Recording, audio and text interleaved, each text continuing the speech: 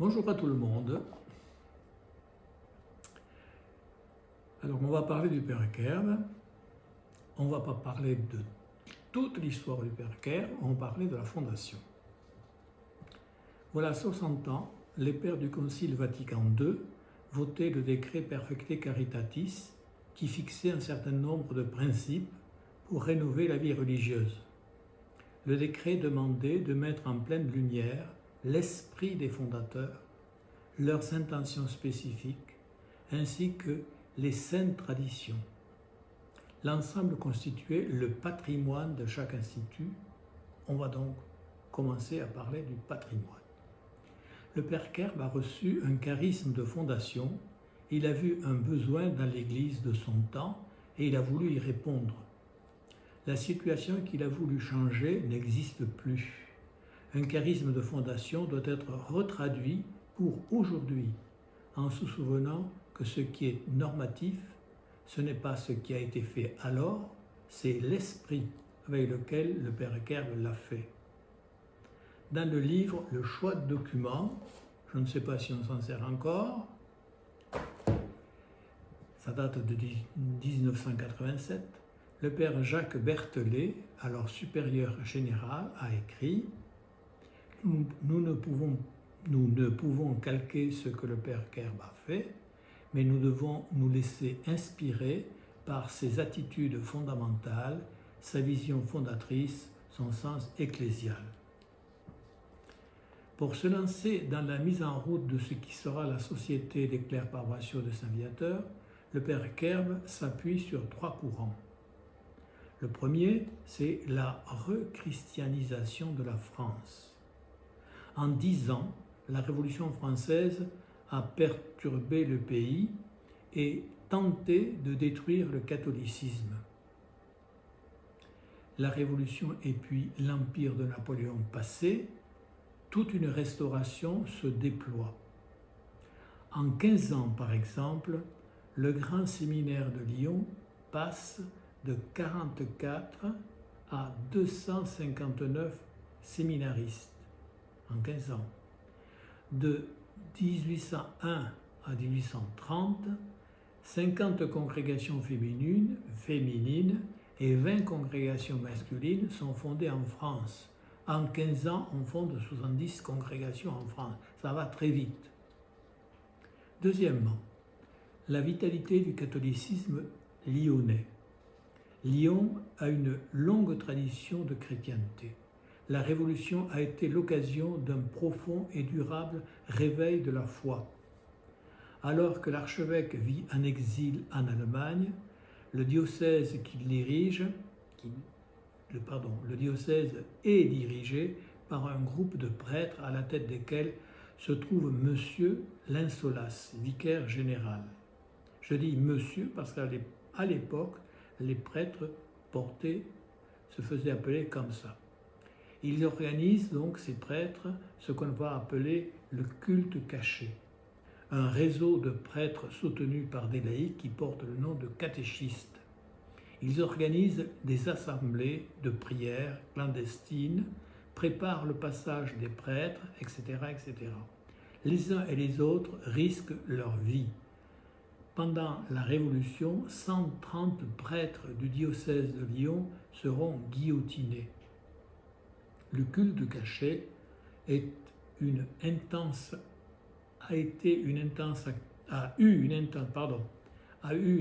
activité apostolique, une sorte de matrice du dynamisme que le diocèse va vivre pendant 150 ans. Quand il est vicaire à Saint-Nizier, de 1816 à 1822, Louis Kerb vit avec des témoins de la foi, les abbés Wurtz, Marduel et le monsieur Linsolas. Alors qu'il est encore un prêtre jeune, des mouvements caritatifs et de spiritualité sont créés à Lyon par des laïcs. J'en cite quelques-uns. Pierre-Simon Ballanche, philosophe, fonde une société chrétienne pour réunir des intellectuels. Benoît Coste, un financier,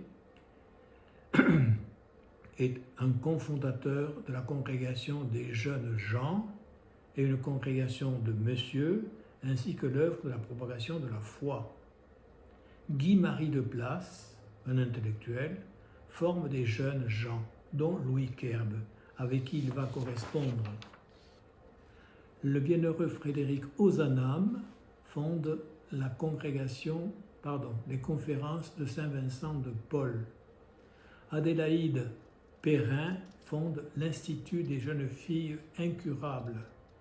La bienheureuse Pauline Jaricot fonde le Rosaire vivant, le Cœur de Jésus méconnu et méprisé et, en partie, la Société de la propagation de la foi, etc. Troisième point, la scolarisation en France. La Révolution, toujours elle, a détruit le système scolaire français et n'en a pas bâti d'autres. À la place, Napoléon crée les lycées qui lui fournissent des cadres dont la nation a besoin, des fonctionnaires, des officiers. Mais il se désintéresse totalement des écoles primaires. Vers 1820, la France compte 30 millions d'habitants. Sur ces 30 millions d'habitants, 900 000 garçons et filles reçoivent quelque chose comme formation avec des instituteurs qui sont souvent ambulants et pour les filles avec des couvents de sœurs. Mais 20 ans plus tard, il y aura 4 millions de garçons dans les écoles communales, paroissiales, congréganistes ou fondées par des notables, des dames d'œuvre, etc. Donc dans l'espace de 20 ans, on a beaucoup créé d'écoles. En 1833, la loi Guizot est faite par M. Guizot qui est le ministre. Elle va donner un coup d'accélérateur. Toutes les communes doivent avoir une école, ou plusieurs si elles sont importantes, et verser 200 francs or par an à l'instituteur. 200 francs or par an. Alors, à quoi ça correspond maintenant? C'est très compliqué. 1 franc or à l'époque, à l'heure actuelle, il vaut 550 €. S'il en faut 10 pour faire 200, eh bien, vous voyez ce que ça donne. Ça donne par an 5 000 €. C'est pas beaucoup. La loi Guizot, le ministre Guizot, qui est protestant, rédige le premier article qui dit « L'instruction primaire élémentaire comprend nécessairement l'instruction morale et religieuse. Que l'école soit communale ou paroissiale, l'instruction religieuse est obligatoire. » Mais la loi précise quand même, les pères de famille seront consultés en ce qui concerne la participation de leurs enfants à l'instruction religieuse. On comprend que le père Kerbe veuille, et je cite, « profiter de l'impulsion donnée à l'instruction primaire et rivaliser avec des écoles où la religion n'est que partie et non la base de l'enseignement et de l'éducation. » Deuxième point, l'intention du fondateur. Lorsqu'il est nommé à Vourles en 1822, le père Kerbe découvre une paroisse où bien des choses sont à refaire. Elle a mal vécu la Révolution. Le prêtre qu'il remplace était un pauvre type. Et la paroisse a 800 personnes. Sur ces 800 personnes, 5 hommes seulement pratiquent. L'Église, de plus, est en train de tomber par terre. Il y avait bien 2 personnes qui se disaient instituteurs, qui recevaient les enfants chez elles pour leur apprendre à lire et écrire, mais individuellement. Mais le nouveau curé écrira plus tard qu'il cherchait à se débarrasser de 2 maîtres d'école indignes de leur profession. Il y a une lettre dans les archives d'un de ces instituteurs, je ne sais pas qu'il faut leur dire s'il s'appelle comme ça, qui est pleine de fautes. Et il était professeur. Monsieur Kerb, donc, comme on disait alors, observe la situation de cette petite paroisse rurale et comme il n'est pas un rêveur, il perçoit l'urgence d'enseigner la doctrine chrétienne aux enfants, de former des instituteurs, de venir en aide aux curés des campagnes. Et dans une lettre destinée à Monseigneur de Pin, l'archevêque, le père Kerb écrit sur le besoin imminent d'instruction religieuse dont les petites paroisses de la campagne sont privées. Et voilà que le maire de Vourles lui confie son neveu, Pierre Magot, qui vient de quitter les frères des écoles chrétiennes. Il était religieux, donc frère des écoles chrétiennes, il enseignait à Paris et il s'en va. Il veut être prêtre, mais il ne connaît pas le latin. Le père Kerb le forme, latin-français, mais puisque Magot était enseignant, plus ou moins, en retour, il lui fait tenir un brin d'école, paroissial, petit. Magot n'a pas été le seul à recevoir une formation de la part du curé de Vourles. Vincent Pater, curé de Brignais, proche de Vourles, lui demande que Thomas Nogier, un instituteur, bénéficie lui aussi d'une formation. Thomas Nogier deviendra même religieux. L'archiprêtre de Saint-Genis demande la même chose pour un certain monsieur Guignot. Et c'est ainsi que le père Kerb dresse un constat. Dans les paroisses qu'il appelle reculées,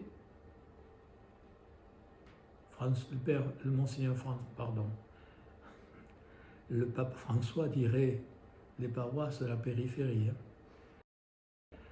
Vers la fin donc de l'année 1826, Louis Kerb écrit à Monseigneur de Pin et précise « Une institution importante est réclamée depuis longtemps pour le besoin imminent d'instruction religieuse dont les pauvres paroisses des campagnes sont privées et par le vœu d'un grand nombre de curés. » L'idée de former des maîtres était née. Il ne s'agissait pas d'ouvrir une école normale, parce que les écoles normales ne seront ouvertes vraiment en France qu'à partir de 1832. À Vourles, il s'agissait de préparer des maîtres pour les écoles qui seraient communales ou paroissiales, de former des maîtres d'école, de faire le catéchisme sous le regard du curé, chez qui d'ailleurs ils pourraient loger s'ils étaient célibataires, et à qui ils pourraient rendre de petits services. Cette idée dite première n'a pas été de fonder des associés, les religieux ne sont pas encore là. La version des statuts adressés pour approbation au ministre de l'Instruction publique a pour titre « Statuts principaux d'une association charitable d'instituteurs sacristains dite des catéchistes de Saint-Viateur ». L'ordonnance signée par le roi Charles X en 1830 s'intitule « Société charitable des écoles de Saint-Viateur » et en 1833, Monseigneur de Pin approuvera les statuts sous le titre « Association des catéchistes paroissiaux de Saint-Viateur ». En 1841, revenant sur l'histoire de la fondation, le père Kerb précise qu'il avait voulu profiter de l'impulsion donnée à l'instruction populaire pour placer aux côtés des pasteurs un ministre inférieur que réclame l'antique discipline de l'Église, un catéchiste chargé spécialement de l'enseignement de la doctrine chrétienne aux enfants et du soin des saints autels et de combler ainsi un vide laissé par les autres institutions religieuses. Troisième point, chemin emprunté par le père Kerb. Un projet est né envoyer dans les campagnes des instituteurs qui seraient formés pour enseigner le catéchisme aux enfants et qui pourraient aussi, s'il le fallait, rendre service aux curés qui, s'il en était besoin, les logeraient chez eux. Mais cette association de maîtres d'école devait être approuvée par le gouvernement, sinon les maîtres ne seraient pas rémunérés. De plus, comme ils enseigneraient le catéchisme, l'association devait aussi être approuvée par l'archevêque, parce que jusque-là, dans une paroisse, seul le prêtre catéchisait. C'est en 1828 que le curé de Vourles rédige des projets de statut de l'association envisagée, et c'est avec l'autorisation de M. Cattet, vicaire général, qu'il prend contact avec le ministère de l'Instruction publique. Les archives de la congrégation, de notre congrégation, gardent une bonne trentaine de documents destinés aux ministres, au recteur de l'Académie de Lyon, à des députés et à 2 hauts fonctionnaires qui pourraient intervenir en faveur d'une approbation.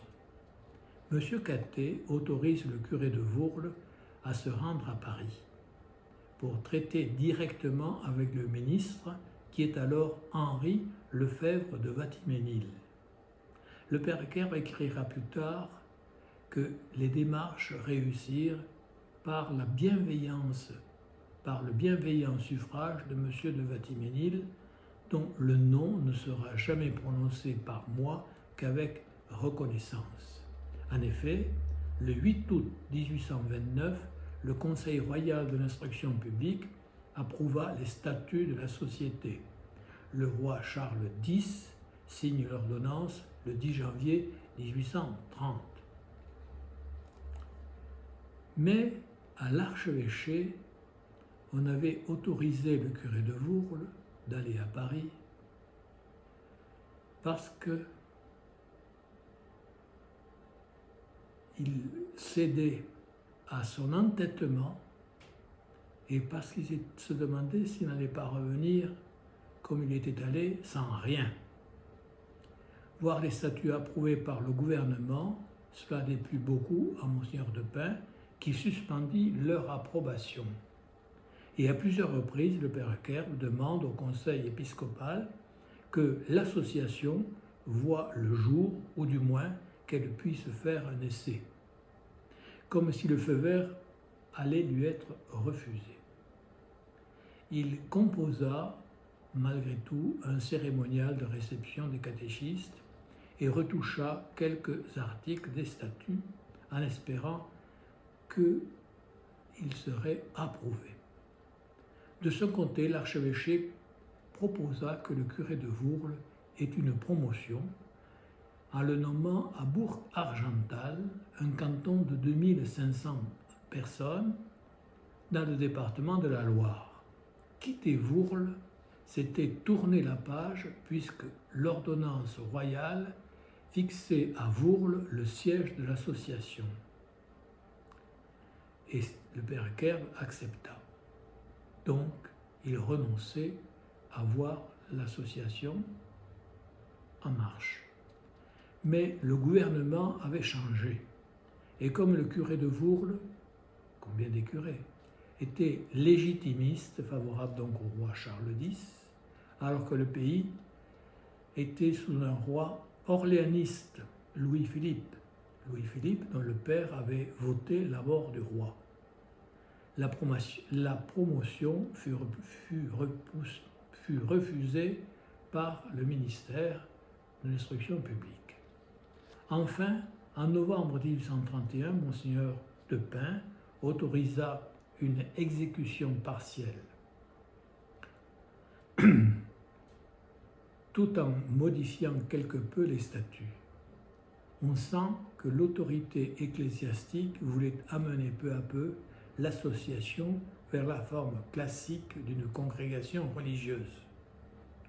Pendant l'été 1833, le conseil épiscopal fit une proposition au père Kerb que les catéchistes de Saint-Viateur, autorisés par le gouvernement, soient réunis au petit frère de Marie, dont le fondateur, Marcellin Champagnat, n'arrivait pas à les faire approuver par le ministère, alors qu'il était approuvé par l'archevêque.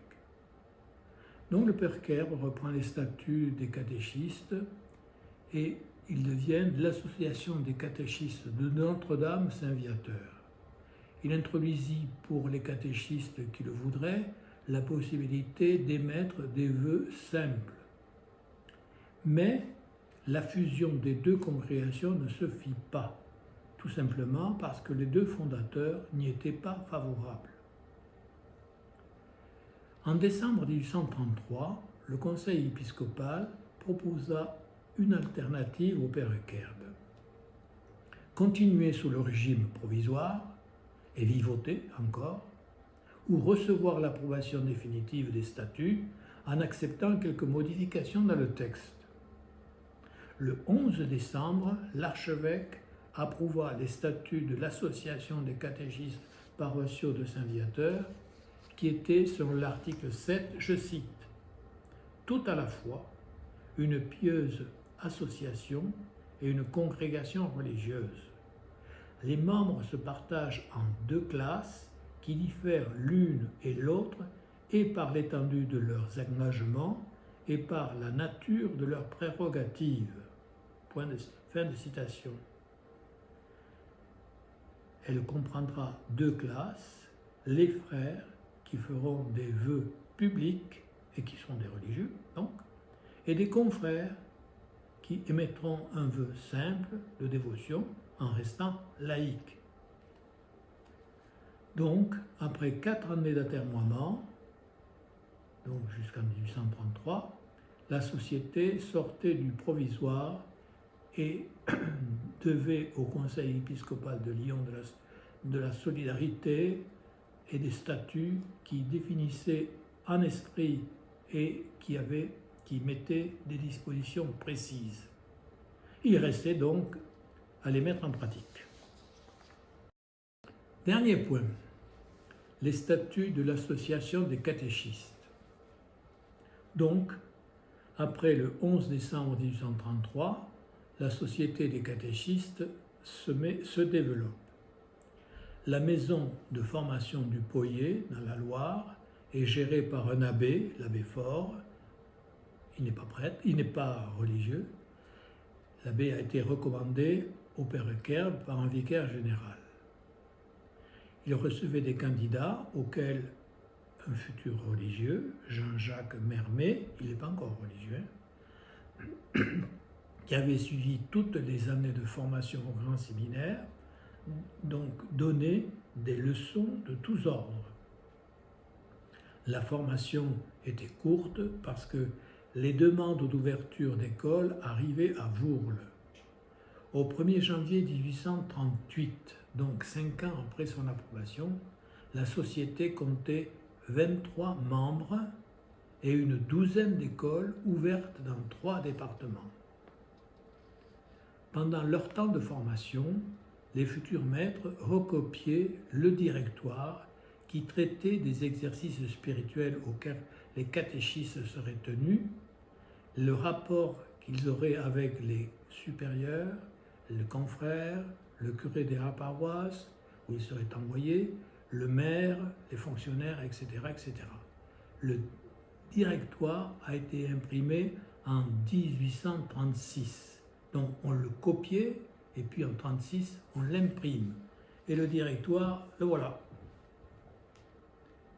Voilà le livre, donc rédigé d'abord par le père Kerbe, imprimé petit, que tous les catéchistes avaient. Alors pourquoi si petit? Tout simplement parce qu'on le portait, on le mettait à la poche. On se baladait avec lui. On avait toujours la possibilité de chercher une explication ou je ne sais pas quoi encore. Et surtout c'est trop dire, mais on avait ceci, on avait ça. Et ça, c'est le calendrier de la légende. On disait la légende matin et soir, et on avait là ce qu'il fallait lire tel jour et tel jour. C'est un des rares, il y a me semble,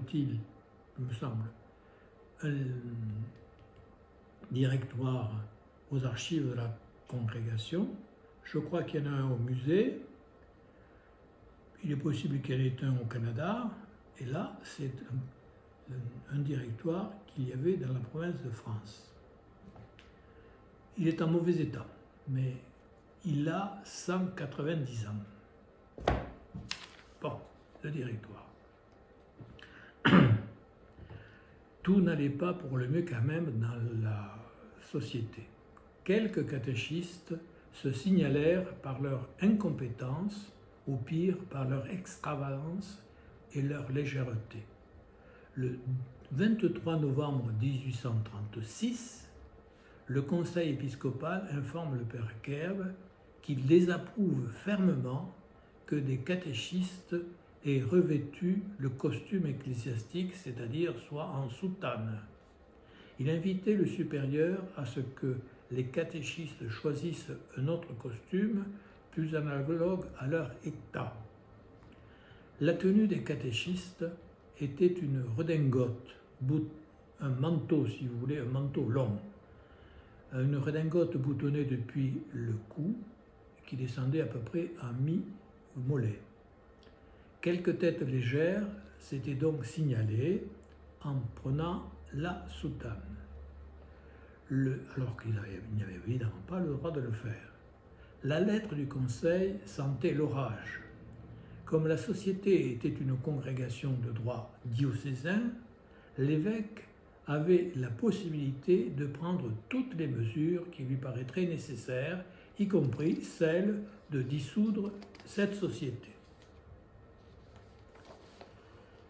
Mais le fait d'être une congrégation diocésaine pouvait entraîner un autre problème. L'évêque de Belley, diocèse de l'Ain, diocèse d'Ars, avait envoyé un laïc à Vourles pour qu'il soit formé et qu'il retourne ensuite dans le diocèse de Belley pour y développer une société telle que la voulait l'évêque, légèrement modifiée par rapport à la société de Vourles. Envoyer les clercs paroissiaux dans divers diocèses, c'était risquer d'avoir une société à l'unité fissurée. Le père Kerb écrit, citation, « Ce fut dès lors que l'instituteur des clercs de Saint-Viateur prit la résolution de demander au Saint-Siège l'approbation apostolique de la société afin de la mettre à l'abri de tout changement. » Mais il y a une autre raison. Le père Kerb reprend son idée première des catéchistes séculiers.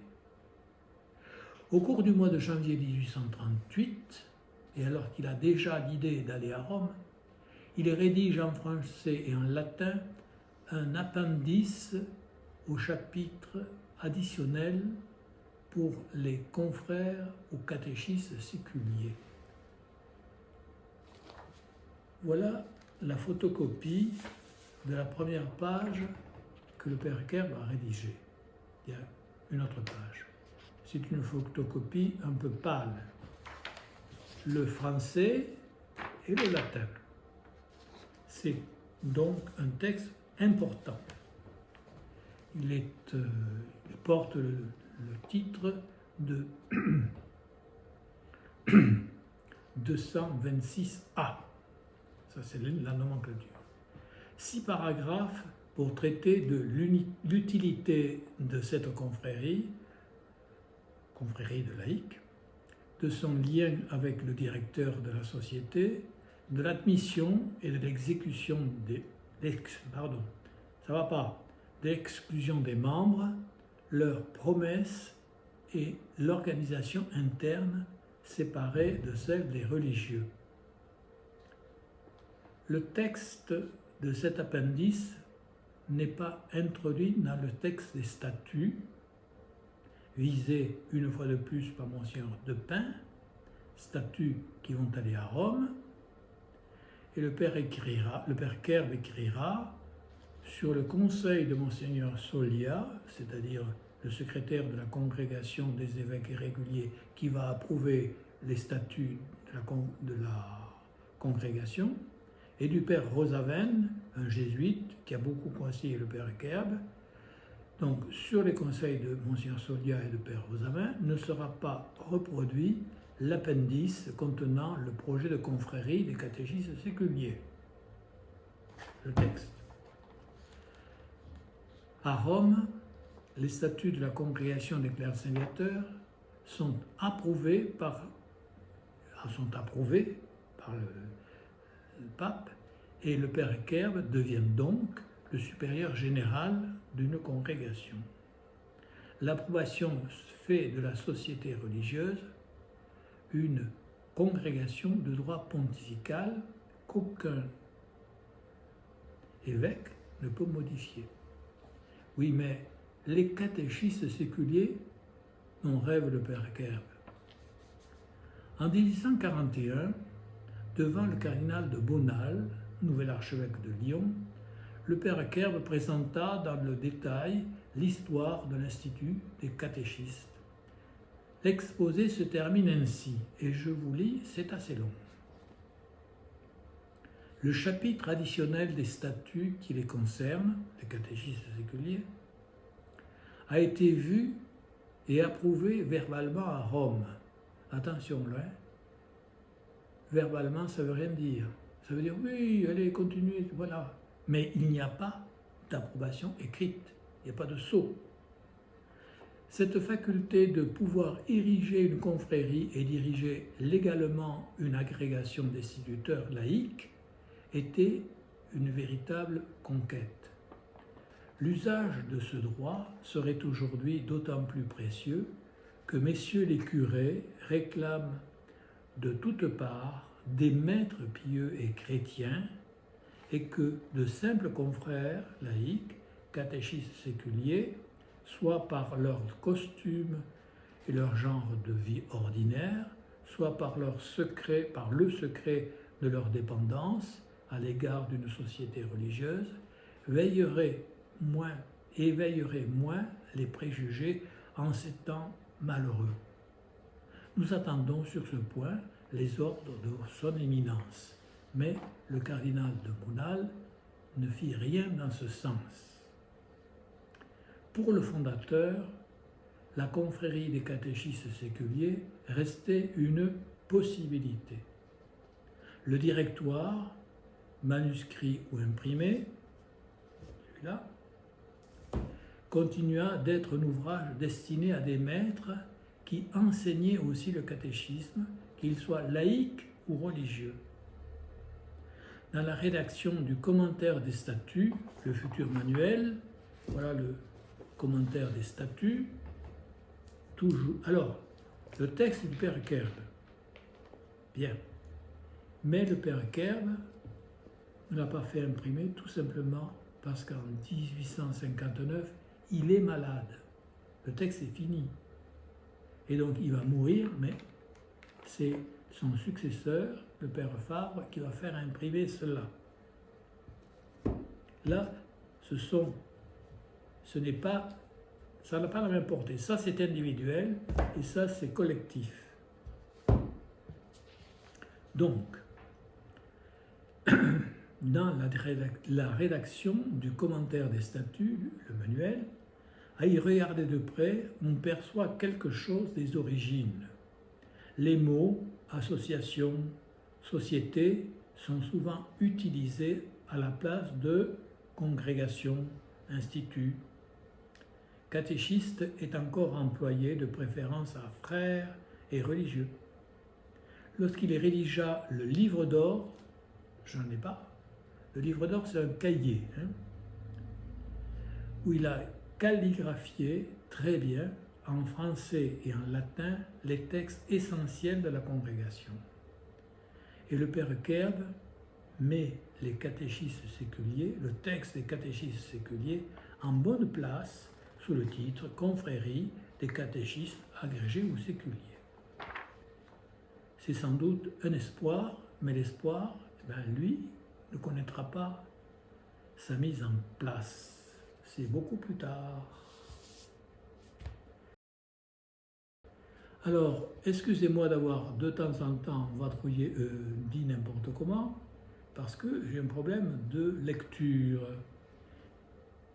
Et je remercie mademoiselle, que vous ne voyez pas, mais qui a enregistré tout cela avec beaucoup, comment dire, vous avez compris ce que je disais là? Ah bon, avec beaucoup d'intérêt parce qu'elle va être professeure des écoles. Ah bon, donc, bien, point final. Ciao.